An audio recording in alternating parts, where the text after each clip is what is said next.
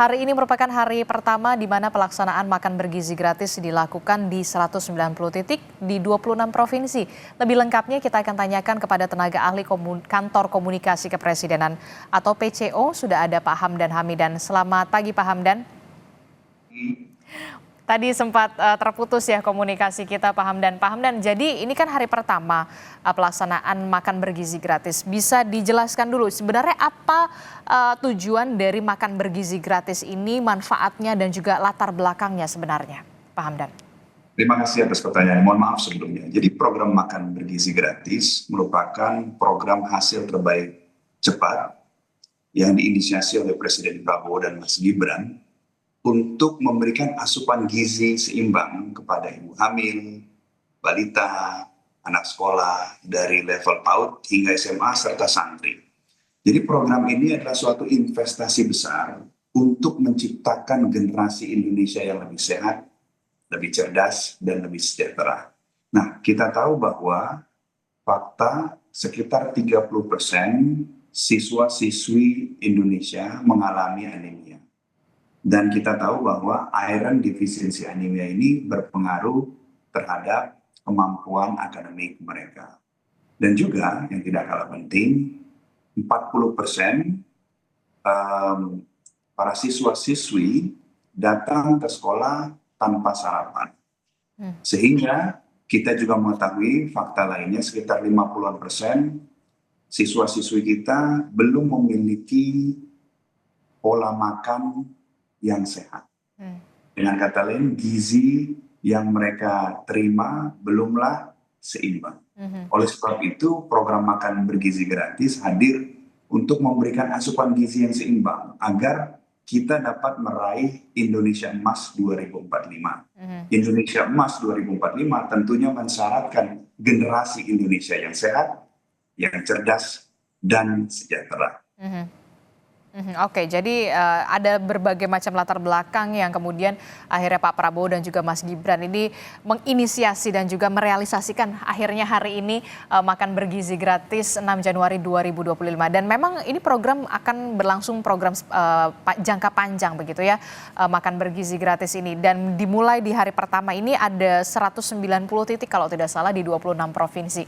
Nah, karena ini merupakan program jangka panjang begitu ya, Mas Hamdan, saya ingin bertanya kemudian apa selanjutnya indikator dikatakan makan bergizi gratis itu berhasil ataupun tidak berhasil?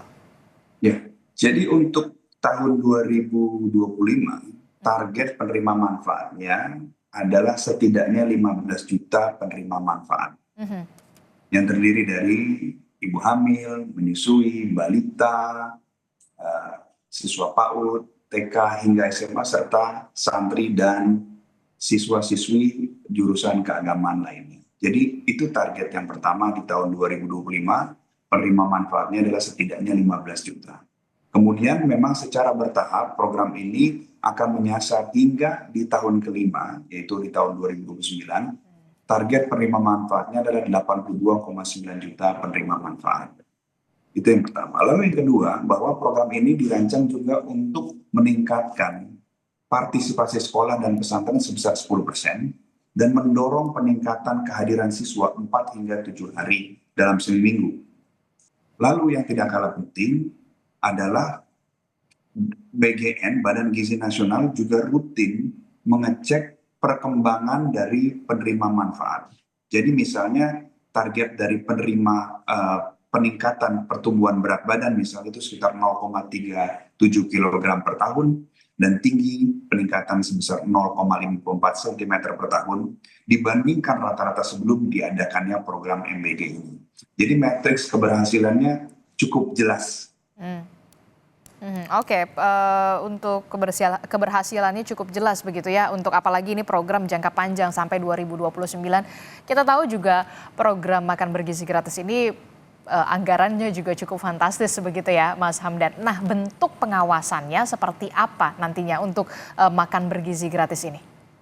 Ya, jadi tentunya program ini diawasi secara spesifik dan khusus oleh Badan Gizi Nasional secara nasional. Kemudian di setiap titik ada SPPG, Satuan Pelayanan dan Pemenuhan Gizi, yang terdiri dari 3 manajemen, yaitu pertama adalah kepala kantornya, lalu ada ahli gizinya yang menentukan angka kecukupan gizinya berdasarkan bahan pangan lokal yang tersedia, lalu kemudian juga ada akuntannya yang menjaga tata kelola manajemen keuangan yang baik, lalu kemudian yang tidak kalah penting juga ada Pemda, kemudian ada sekolah-sekolah, dan para murid ataupun siswa-siswi yang menerima setiap hari makan bergizi gratis. Jadi program ini tentunya adalah program pemberian makan yang bersifat setiap hari. Jadi setiap hari masyarakat, siswa, siswi, pendamping sekolah dapat melihat sendiri kualitas makanan dan higienitas serta pelaksanaannya.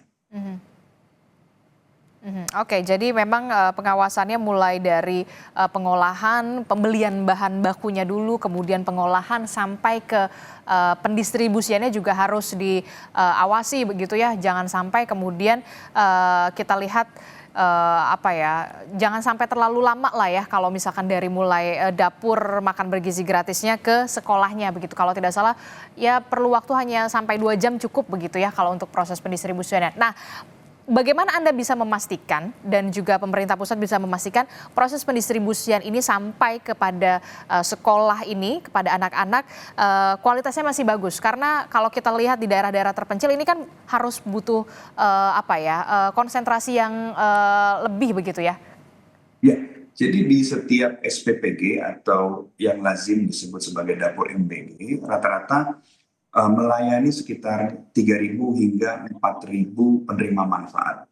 Dan rata-rata memang radiusnya itu dirancang sedemikian rupa agar dekat, sehingga waktu tempuh dari pengiriman dari SPPG ke sekolah ataupun posyandu itu bisa berlangsung dengan cepat, sehingga kualitas makanan yang diterima oleh penerima manfaat ini dalam keadaan baik.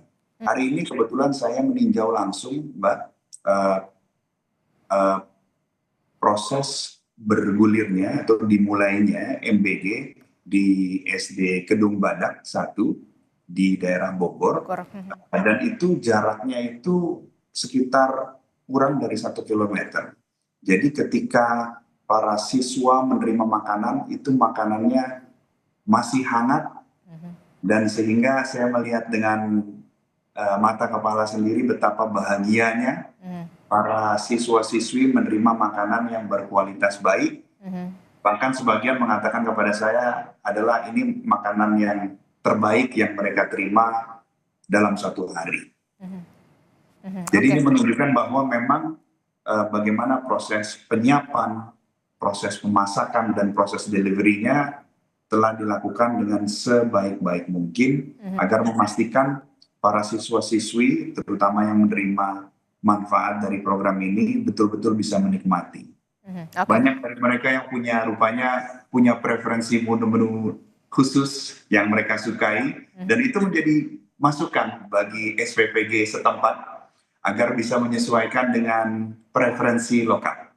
Oke, kalau ini kan di tahap awal, kalau tidak salah ada 190 titik ya, berarti ada berapa sekolah yang kemudian menerima makan bergizi gratis hari ini, dan apakah nanti akan terus meningkat secara bertahap untuk penerima dari makan bergizi gratis, nanti skemanya akan seperti apa, Mas Hamdan? Jadi dari 190 titik, dan biasanya itu SPPG itu melayani 3.000 hingga 4.000 penerima manfaat. Dan angka ini akan bertambah setiap harinya, karena cakupannya pun akan bertambah setiap harinya. Target penerima manfaat di akhir tahun 2025 adalah 15 juta penerima manfaat. Ini adalah suatu upaya besar. Maka Presiden Prabowo tidak sekedar menyebut program MBG sebagai program, tapi investasi besar masa depan bagi cerahnya Indonesia ke depan. Oke, ini jadi salah satu investasi yang kemudian diinisiasi oleh pemerintahan Prabowo Gibran untuk bisa menciptakan Indonesia emas di 2045.